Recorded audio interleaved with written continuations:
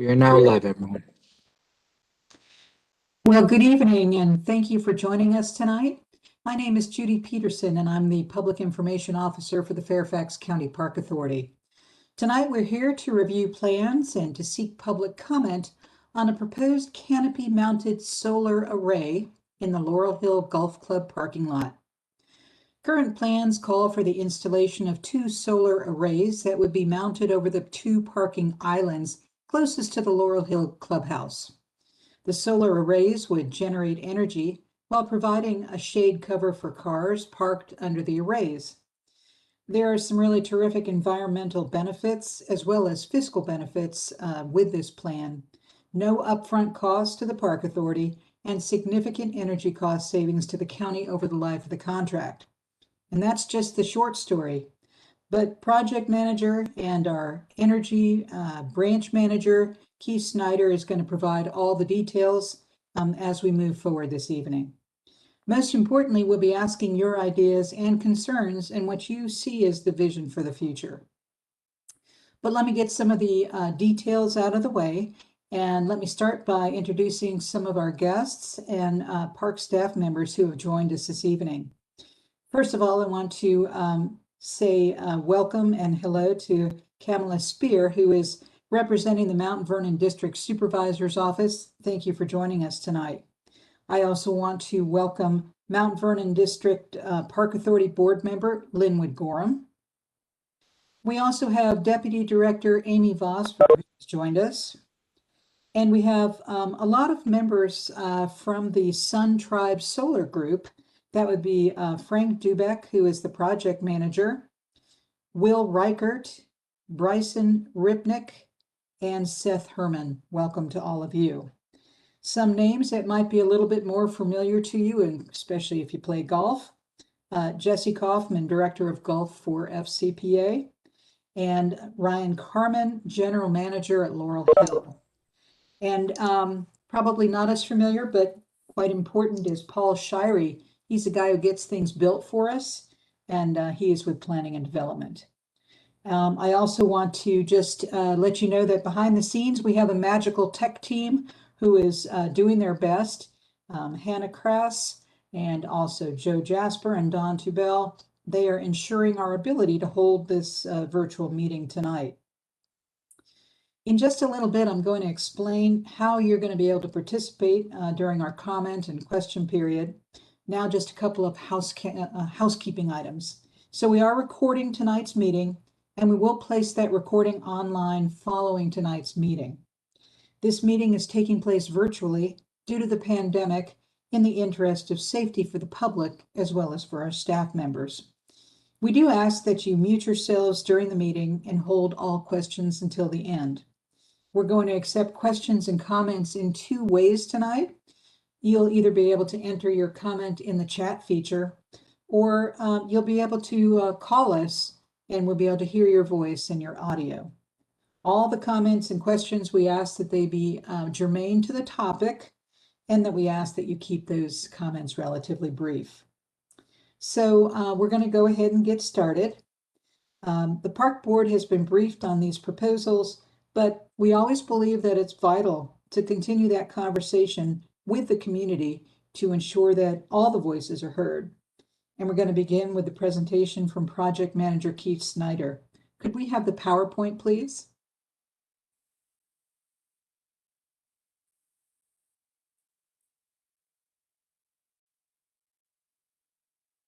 Next slide.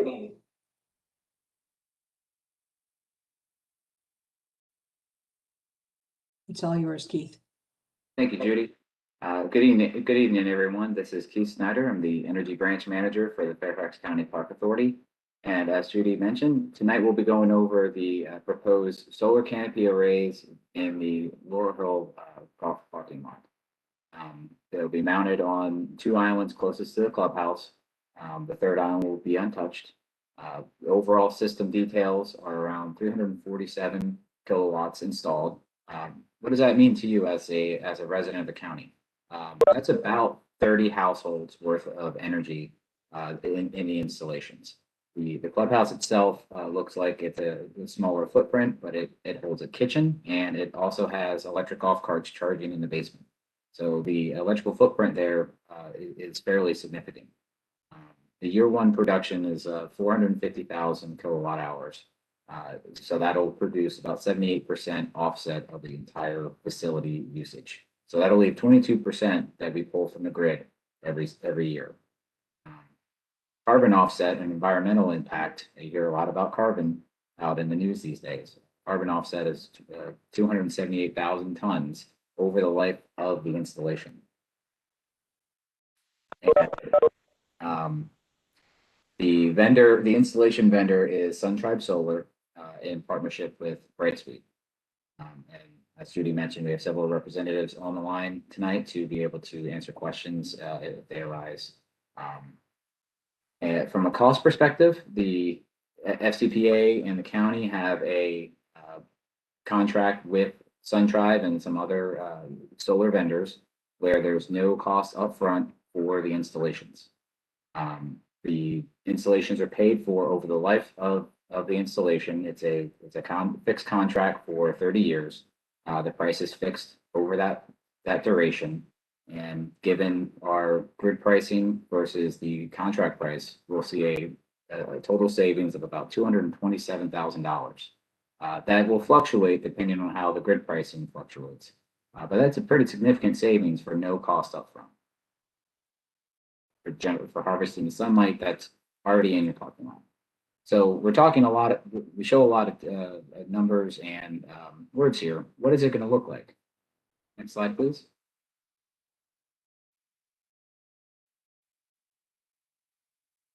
So this is a satellite view of the golf club. And as mentioned, there are 3 main parking islands in the parking lot. And the 2 closest to the clubhouse will house the solar panels. They'll cover about the span of the parking spaces. It's about a 50-foot span between one end of the parking space to the other, and the island's about 20 feet across. So the panels will cover just about that entire distance, and the exact dimensions and designs will be figured out after approval from the county in the coming months. But this is general layout to give you an idea of what's going to be impacted and where it's positioned around the parking lot and the clubhouse.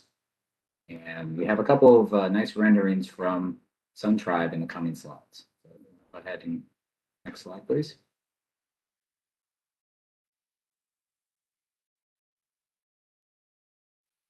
So this first view here is looking from the clubhouse back to the parking lot. This is going to be looking north. In the background, you can see the lights from South County Middle School and High School. So this is what you're going to see when you leave the clubhouse walking back to your car. Doesn't that look nice with your car covered in the middle of summer? It's been a long round, late afternoon, and your car will be hopefully a little bit more shaded than it is now. The height of the canopies is about 14 foot on the underside, on the high side, and 10 foot on the low side, and 17 feet total on the high side. If you go to the clubhouse currently, there you'll see some trees and light poles. The canopies are just shorter than the light poles are currently. Just to give you perspective, next time you go to your clubhouse, look up at your light pole and about a foot or two short of that. That will be the high side of the canopies. Want to go to the next slide, please? So these 2 views are coming into the parking lot as you drive in. The top view is when you drive in from the lower parking lot before you drop off your bag or if you're coming just to park for an event. So you'll see this, and the clubhouse would be on the left side of that top photo. The right photo is what you would see after dropping your bags off at the bag drop and then going into the parking lot.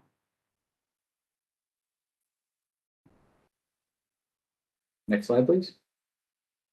We'll make this presentation will be available after we're done, so you can come back and review the pictures, and we'll post those online too for easier review. So now that we have a plan together and we've showed you what it looks like, let's go over the installation time frame and what impact that might have to you as the golfer utilizing the facility. So where we're at now, we've done some preliminary designs with our vendor, gathered all the information here for public comments. We've done internal reviews as well. So after this meeting, we'll have 14-day comment period, and that's where you can give your feedback and let us know what you think, and we'll respond and change accordingly. Then, pending the results of this review and 14-day comment period, the director's office will sign a power purchase agreement with SunTribe Solar, and that will allow detailed designs to initiate. That will set the agreement between the Park Authority and SunTribe Solar. There's a county template, so there's no extra legwork to be done. It's just an agreement for further designs, which will be done in the May through July timeframe by SunTribe Solar. Not in a vacuum. They'll be working with the county as well and going over items and details as needed to make sure this is a smooth project and installation. During August through September, we'll be procuring actual materials and equipment to do the work. So sometime starting in November, depending on exactly when materials come through and permitting and final designs, it could be a pretty wide window there, but the installation itself should take about 30 days. With a week or two of on-site construction, trenching, putting the foundations for the canopies, and a week or the remainder of the time actually wiring up the system. So from a golfing perspective, there shouldn't be much impact to the day-to-day operation. There may be a trenching done under the parking lot, but you should be able to utilize the facility as normal with minimal impact. Next slide, please. And so what does this canopy system look like compared to your average car? You saw in the renderings, there were some vehicles parked underneath of it, but let's show you a little bit more detail to show you what you'll be interacting with on a day-to-day basis as you visit this golf course in the future after these are done. So as I mentioned before, the canopies will be sloped slightly. That's to capture the most amount of sun. And the angle, the low side clearance is about 10 foot. That distance may vary depending on the slope of the parking lot or the exact end design, but that's a typical distance that SunTribe uses. On the high side, we're talking about a 14-foot clearance. So this allows for most vehicles and trucks to get through and underneath without issue. The driving lane will also be unimpacted. So unless you're pulling into a parking spot, you won't even impact or cross the plane of the canopies. And on top, the solar panels, or the max height of the canopy will be about 17 feet. And as I mentioned earlier, the light poles are about 18 foot currently in the parking lot. So if you wanted to gauge how tall this would be on the one side, it's roughly the height of the light poles in the parking lot. And shown here are two common vehicles. This is an average sedan and an average SUV, depending on how many people you're bringing to the club or what vehicle you're driving. And we'll show that you have plenty of clearance underneath. You have about 4 or 5 feet of clearance on the low side.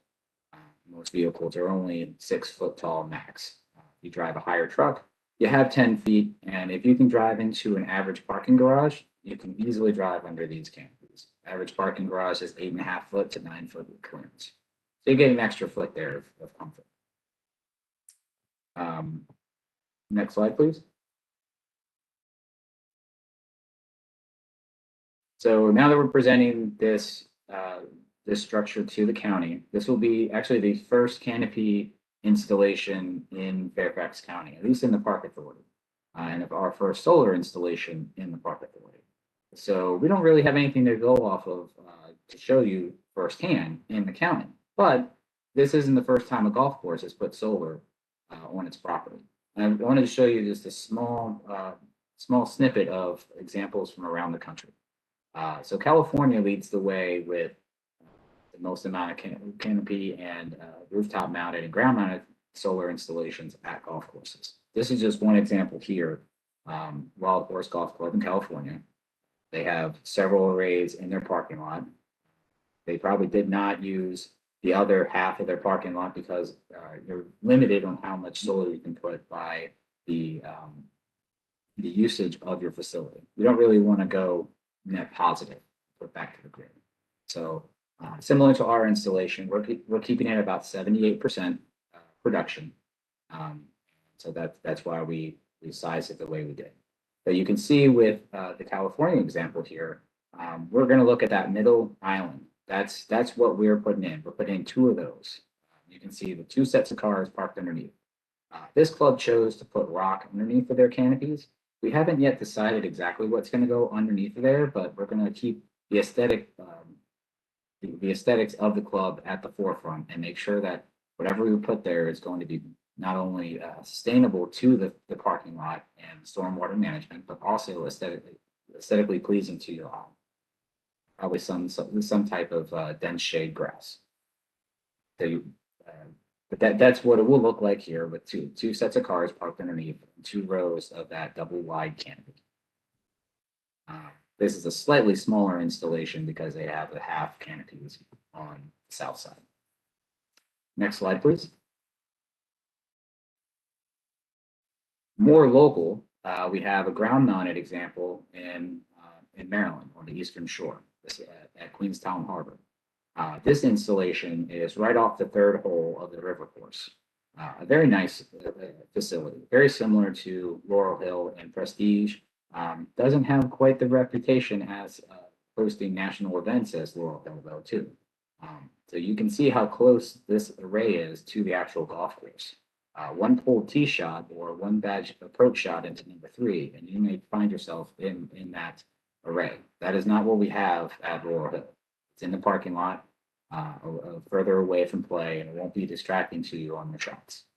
But just wanted to show of a similar resort style course in the area with ground mounted. Next slide, please. And in Virginia, there really aren't a lot of examples in Virginia yet. We're going to be a trendsetter and a trailblazer by putting solar in our parking. The Kissack Club in Williamsburg has panels on their maintenance roof. Also, can see that from the course. It's a little more visible. You can see in the top right photo that the practice green is not far from the maintenance building, and the driving range is right next to it. So you get a pretty decent view of these panels throughout the day. Fortunately, with Laurel Hill, the parking lot is pretty much in a bowl. So you're going to see the panels when you're at the driving range or in the parking lot, but when you're on the course, you will see the clubhouse, and that's it. That's a great feature of the parking lot design at the facility. So this is 3 different courses. There are many others, but these are just 3 good examples, a couple locally across the country of solar panels on golf courses. Next slide, please. So now that you've heard all the information, you've seen our plans and how we anticipate installing this feature. We ask you to share your ideas, your comments, your questions with us either on this chat here or on the website, the public input chat box. There's a phone number here and an access code. This will be available during the presentation, but it may not be. Judy, do you want to speak if the number is going to be available after the presentation?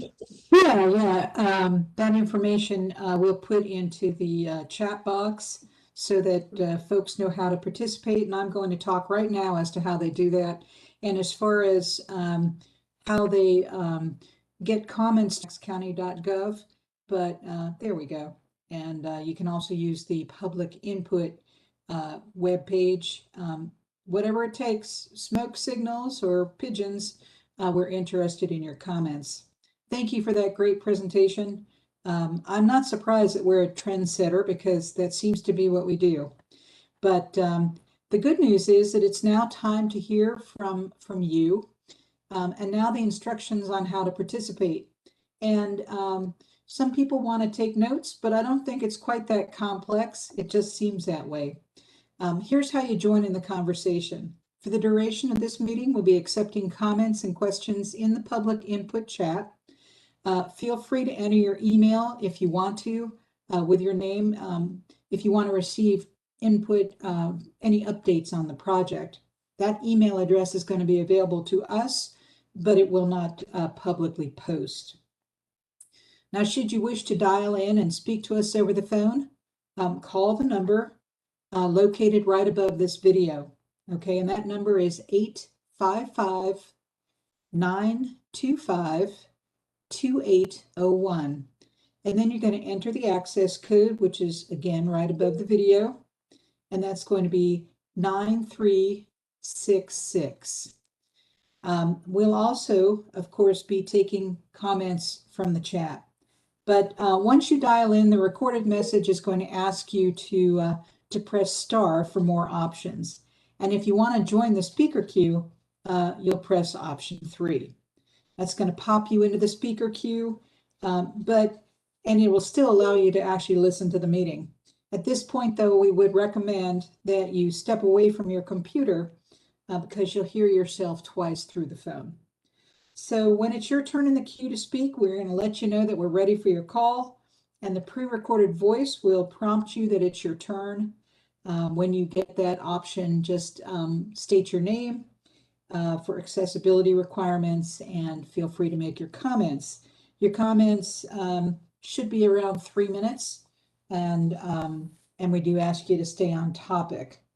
Again, we've also posting that to the chat box because I know it's a little bit complicated, but we're going to begin and we'll go back and forth between phone calls. I don't think we have any callers right now, but we'll also look at the chat box. So let me look at Susan Long, wondering why we aren't adding panels to the clubhouse roof to get the remaining 22% of the usage. Okay, so Keith, would you like to address that, please, or Paul? Yes, thanks, Judy. This is Keith Snyder again, Energy Branch Manager. That is a great question. We did look at the rooftop at Laurel Hill, and we actually looked at all the golf courses and rec centers throughout the network before we did our initial proposals.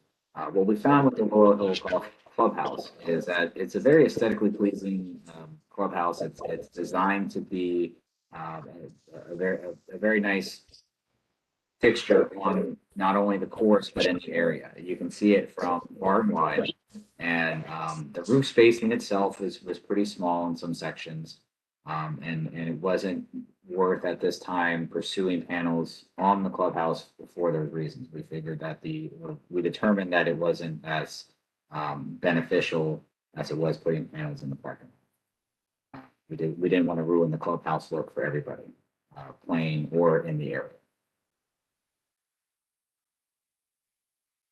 Oh, Judy, if you're speaking, you're on mute.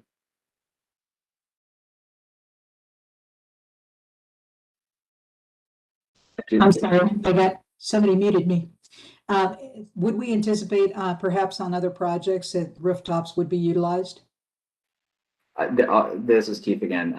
Also a great question. Yes, at other facilities throughout the Park Authority and County, the rooftops are being evaluated thoroughly for solar. Especially our maintenance facilities or facilities that may not be at the forefront of usage, a little bit further away. We do have several other locations that are being pursued currently and in more detailed design. Yeah, we have another question. As to your plans for landscaping near the panels, given all that non-contributing grass, it would be great to see that you use native plants that support wildlife and insects rather than the grass. Anybody from Gulf like to speak to that, or? Come on, you guys are grass guys, you're golf guys, come on. Well, I'm not necessarily a grass guy. So this is Ryan Carmen, General Manager at Laurel Hill. With the landscaping part of the project, I would certainly consult with our superintendent, who is the turf grass expert at the golf course. So more information to come on that, but we can certainly get you that information at a later time. Fair enough. All right. Do we have any other questions at this time or any phone callers at this time? Judy, this is Keith again. I do want to make one comment too. The Sun Tribe is working with Urban Forestry to ensure that the parking lot still meets regulations and for shade and for trees. So that is they're doing their part there from an environmental standpoint as well. Thank you. This is Linwood, the Park Authority for Mount Vernon. And I think one of the things Susan was actually asking about, or part of her question was why we weren't trying to get that last 28%. And I think I recall you saying in your presentation that you were actually targeting for the 72% that you achieved because you didn't want to be positive back into the grid. Assuming that this is correct, why don't you want to be positive back into the grid? And of course, if you did want to be, you could very easily cover that third island in the park and not just the first two. But I guess the primary question is why don't you want to be positive back into the grid? Great question. This is Keith again. Yes, you don't want to be positive into the grid because you're going to be paying retail pricing or your contract pricing for that power, but then you're going to be putting that back into the grid, and Dominion will pay you back at retail or wholesale price. So we'll be paying money to get more money to get less back. So you really want to target just offsetting your facility usage, and through energy improvement opportunities in the future at the clubhouse, we want to leave ourselves a little bit of space so that we're not going at 100% right now. So if our usage changes or drops and we put in more efficient equipment, or we upgrade the lighting or the HVAC, and our demand drops at the facility, all of a sudden we're starting to export to the grid, and we're paying our panel rate, which is higher than what we would get back from Dominion if we sold it back to the grid. So we want to offset our site usage, not put it back into the grid where possible. Thank you. Mm-hmm. Great question. All right, I'm not seeing any more questions in the chat, and my staff is telling me that there are no callers. I guess this is a sign that we've done a pretty good job in terms of explaining, or that the project speaks for itself. I guess I would like to give anybody else an opportunity who's perhaps on the team to say anything.